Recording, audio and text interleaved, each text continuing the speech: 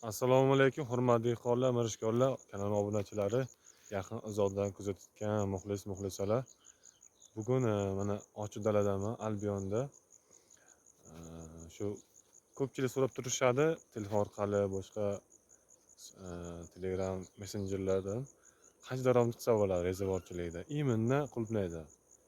Mana soham qulupnaychilik, sabzavot ekin bo'lsa ham ko'pchilik baribir qiziqadi, chunki qulupnay daromadi yaxshiroq, ham yetishtirish osonroq. Endi o'shani ko'pchilikka aytmoqchiman. Sir emas u, endi batafsil yoritmaganman har doim, chunki tajribada yaxshi o'tmaganini bu yil iminni yaxshi o'tdi. Narx yaxshi bo'ldi, kilo yaxshi bo'ldi, yer yaxshi tushdi qulupnayga. Agrotexnikasini yana mukammal qildik. Shuning hisobiga bu yil daromadimiz yaxshi bo'ldi, alhamdulillah. Endi o'shani bir hamma uchun ochiqroq qilib ma'lumot bermoqchiman. Mana shu aprel 20-sidan hozir 8-iyun holatida qancha daromad qildik. O'sha bo'yicha hozir ma'lumot beraman. Endi ozroq plus minus o'ynashi mumkin, chunki narxlar ozgina o'ynayapti, yana ko'tarilyapti. Shuning hisobiga daromadimiz yana ham o'sishi mumkin. Mana hozir batafsil ma'lumot beraman shu daromadi bo'yicha bu yillik hisobida. Aprel 20-sidan tortib 8-iyunga qadar 80-90 million atrofida daromad qildik xarajat ichida. Endi xarajat qilib juda ham ko'p xarajat qilib, sababi bizlar yetishtiradigan texnologiyada uni katta xarajat qilinmaydi. Ham ochiq dala sharoitida ko'p xarajat qilinmaydi. Bitta boshida qilinadi xarajati. Plyonkasi, kapelnisi, sistemlashtirish, tizimlashtirish ishni o'sha bo'yicha bo'ldi. Qolgani xarajati ozgina oziqaga xarajat, zarar xarajat, ishchisiga teradigan xarajat bor. O'z-o'zini mutlaqo oqlaydi deb hisoblayman, chunki boshqa ekin turlarida xarajat o'ta ham ko'p. Qulupnaydan ko'ra mana shu pomidor bodringlarda yetishtirib ko'rganman, qalampir, o'shalarni juda xarajat ko'p. Ish anosi ko'p.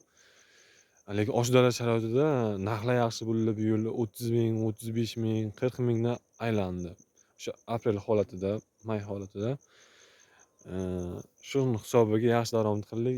2 tonnadan oshiqroq menimcha qulupnay sotdik hozir holatda ham 2,5 tonna. Endi aralash holatda sotyapmiz hozirgacha ham. Endi o'rtada cho'kaberichilar, pishiriqchilar ular 70 ming olishi mumkin, 80 ming, lekin doim emas, chunki Qashqadaryo sharoitida Yakkabog'da masalan endi o'tyapti sohaga, doimiy emas. Insonlar o'rganmagan hali cho'kaberi qilishga. Endi bu boshqa viloyatlarda juda rivojlanib ketgan bilaman, lekin endi Qashqadaryoda sal sekin rivojlanadi. Lekin aholi iste'mol qilyapti, supermarketlar, bozorlar doimiy so'rab turadi. Mana hosillar hali ham mana gullayapti, mana hosil chiqaryapti. Bu bo'ldi bir 80 million, 90 million sotdik. Bo'ldi bu yog'iga to'xtab qoldi degani emas. Hali ketdi. Iyul bor, avgust bor, sentyabr bor, oktyabr bor, noyabr bor, dekabr bor. O'tgan yil hisobida dekabrgacha ham hosil olganman. Ochiq dala sharoitida. Balagan qilmaganmiz. Ana bu yil balaganga o'xshash qilib qildik, lekin halodning tepasiga o'xshab ketadi bu. Stoykalar orali 6 metrdan bu tomonga ham qo'yganmiz, materialimiz bor, issiqxonani kattalik ishlatilgan. Sal elastikasi yo'qolgan bo'lsa ham ishlab turaylik degandik. Shunqasi 6 metr qo'yganmiz. Orasiga yana 3 metrdan tashib chiqamiz stoyka. O'sha arka qilib. Xullas, hali kilosi ham, puli ham ketaveradi buni. Hosillari mana haligacha ham beryapti. Bitta qilgan xatomiz faqat setka tanlashda bo'lgan, qolgan hammasi joy-joyida. Alhamdulillah. Ko'pchilik tavsiya beraman rezervorchilikka, mana shu qulupnayga bemalol o'tsa bo'ladi, chunki bozori bor. Sekin bozor kengayapti, o'rganyapti. Endi sal iyulda sal bo'lishi mumkin, tortim sal kamayishi mumkin. Sababi pishiqchilik bo'ladi avgustda. Iyulda pishiqchilik bo'ladi, tarvuz bo'ladi, qovun bo'ladi. shaftoli shu meva ko'paygan vaqtida sal narxi unaqa 100 ming 200 ming bo'lmasligi mumkin, lekin doimiy 50-60 mingdan bo'lsa ham mana shu har 2 kunda bir teramiz. 40 kilo, 50 kilo, 40 kilo, 50 kilo, ba'zida 60 kilo. Shunda $150, $200 masalan osh dala sharoitida juda yaxshi. Masalan paxta yetishtirib, yoki g'alla yetishtirib, yoki qovun tarvuz qilib, bunaqa har $100 bo'lsa topish qiyin 30 sotix joydan. Shuning uchun bemalol eksa bo'ladi. Qo'rqmasdan, sekin-sekin ilmini o'rgansa, avvalo ilm kerak har bir ishda. Ilm bo'lmasa, bunaqa ishni ham yetishtirish qiyin, yurg'azish. Chunki ilm bo'lmagan joyda natija kelmaydi orqasidan. Biz Allohga shukr ilmini o'rgandik, rivojlantirdik sohamizda. Yana ham qaysi joyda xato qilgan bo'lsak, o'shani o'rgandik. Ustozimiz bor, ustozlar bor, o'shalarni o'rganamiz. Shuni hisob bu yil yana ham ana qilib rivojlanib, daromadimiz o'sdi. Lekin o'rtacha hali dekabr sharoitiga borsak ham niyat qilib turibmiz bir 300 millionga chiqarish. 250 million. Chunki sentyabrdan keyin narx sekin yana ko'tariladi, 100 ming chiqishni boshlaydi, 80 ming, 90 ming, 100 ming. Keyinchalik oxirgi chiqishi 200 mingga chiqishi borishi kerak deb turibman. Bu yilgi prognoz bo'yicha. Endi yoz sharoitida qulupnaylar ozgina gullashida muammolar bo'lishi mumkin, chunki gradusga ham bog'liq. Faqat uni oziqlantirib, sosetga tortib, klimat to'g'rilab bera olmasa, 35 dan o'tdimi qulupnay gullashi qiyinlashadi, ham mevasi sal kichrayishi mumkin. Advorni qulupnaylar sal kamayadi. Bu sentyabrda kelgan qulupnaylar hali ham to'xtamasdan hosil beryapti. O'sha apeldan chiqib ketgan birinchi hosildan keyin mana hosillar bor. Hosillari. Yaxshi tomoni mana shu plyonka qo'ygandan keyin vlajность ushlash yaxshi bo'ladi. Ham biologiya biz kasalliklarni oldini ko'proq biologiya ishlatamiz. Shu traxoderma, bacillus shunaqa ishlatamiz kasalliklarni olish uchun.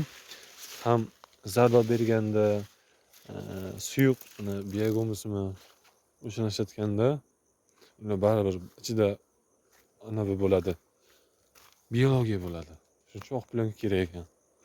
Birlashtirishda boshqasida hosillari.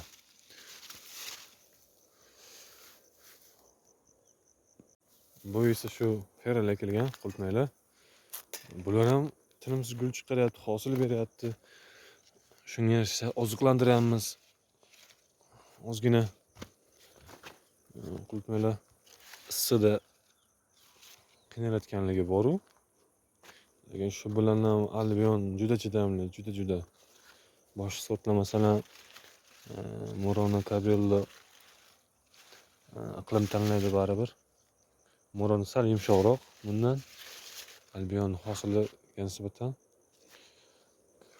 Cabriola endi salqin joylar uchun mo'ljallangan asosan. Shu Cabriola buni akasi bo'ladi. Ukasi bo'ladimi qiyoslash uchun keyinroq chiqqan seleksiyada.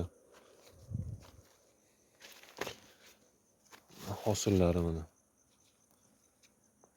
O'sha ham 25 grammdan ziyodroq bo'lishi kerak. Shunda xulosa qilsak, rezervuarchilikda mana shu qulupnaychi bemalol o'zini oqladi. Yaxshi daromad keltirish bo'yicha, yetishtirish osonligi bo'yicha. Tavsiya bera olaman, qulupnay ekib shu daromad qilsa bo'ladi.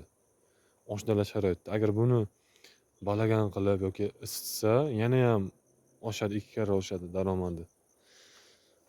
Biz qishda yetishtirib ko'rganmiz.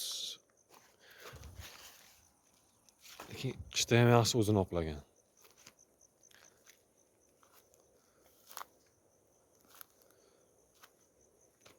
Agar yangi boshlayotgan dehqonlar bo'lsa, maslahat beramiz agronomlik bo'yicha. Yoki ko'chat qanaqa qilib olgandan keyin qanaqa ekish kerak, nimalar qilish kerak, shu agrotexnikasi boshida o'rgatamiz, boshqa qilamiz. Tushunmagan joylari bo'lsa, ildiz kasallikdan himoya qilish, zararkunandaga oziqlantirish, stimulyator baragidan qanaqa qilish kerak. Xullas kalom, agrotexnikasini bemalol o'rgatsa bo'ladi. Birinchi bo'lishni dehqonlarga. Qulupnay ekib, mana 100 million daromad qilsa bo'lar ekan. 1,5 oy ichida 30 sotix joydan 90 million, 100 million atrofida daromad qilsa bo'lar ekan. Endi sekin videoni yakunlaymiz. Ko'pchilikka manfaatli bo'ldi degan umiddaman. Qayerdadir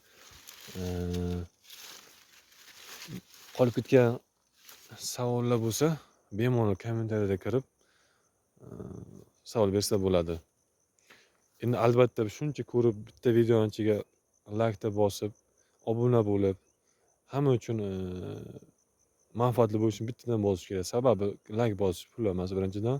Ikkinchidan layk bosgandan keyin o'sha dehqonga yetib boradi. O'zi qiziqtirgan bo'yicha YouTube aylantiradi ko'proq o'sha videolarni. Obuna bo'lsa, o'sha keyingi videolar chiqib kelaveradi. Men o'sha qo'yib boradigan videolar ketma-ketligida. Rahmat hammaga, sog'lik, salomatlik. Yaxshi kunda uchrashguncha xayr, salomat bo'linglar.